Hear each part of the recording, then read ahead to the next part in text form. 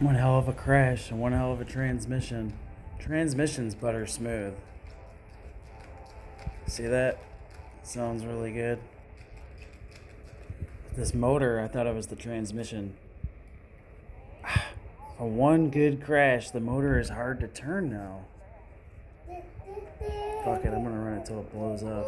It's not gonna hurt it. I thought it was the transmission that had that resistance. Makes me so happy.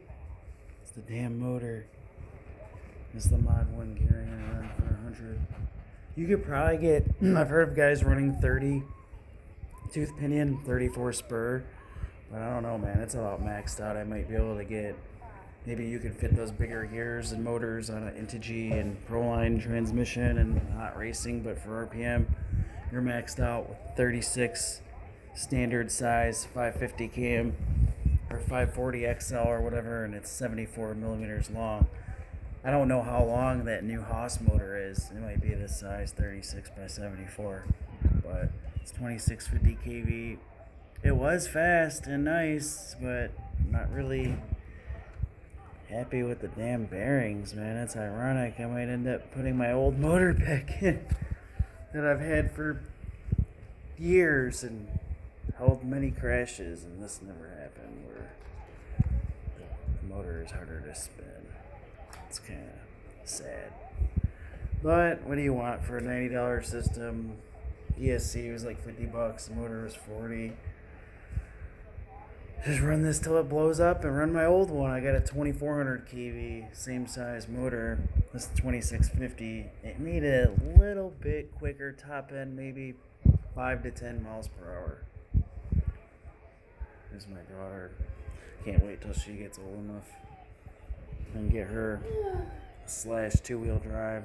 A couple more years. Plus Andrea likes it, my wife, but it's kind of hard to get when she can't really drive it, and watch her at the same time. We can take turns driving this, but it's not as fun as, two people, or actually all three of us. That's what I want to do. All three of us eventually get a car. This thing's pretty heavily modded. The only stock part it has is the chassis and this front shock tower that's been through hell. I got the RPM shock tower, but I'm not going to fix it until this one breaks. It's just how I am. Everything that's been replaced on here, like this rear shock tower I'm doing, was from the 65 mile an hour crash into my foot. It broke these pins, kingpin for the camber block up in here. I already fixed that. I've reused these camber blocks and hubs I don't know how many times. I just keep breaking those pins with those little clips on the bottom. The little C-clips down there. That's all I ever break. And maybe one of these a couple times, kingpins in there, but a couple servo savers. But I really do dig the RPM. I got an extra chassis. Use this whenever snaps. But this makes my day, though. I thought the transmission was bad. I was going to have to rebuild it.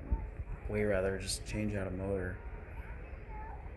I would run a 4274, but this RPM case is maxed out. I might get the Proline transmission down the road and put a bigger can in there, like maybe a 4274 with a 6S system.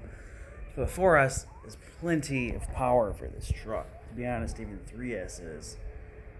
So, this is my two-wheel drive Stampede. It's got the 1256 TG Savox servo, some GTR shocks, the RPM, suspension parts, the -3 camber you get with the transmission. It's not too bad. It's got the 17 millimeter hub adapters with the GRP shredded 8th scale slicks.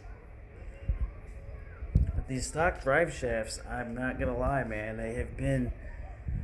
I'm surprised. I don't know how everybody breaks them all the time, because I've had these spinning at 90 plus miles an hour, crashed, and they got like a very little play in them, and I got an extra set of them, but I ain't gonna fix it till it breaks.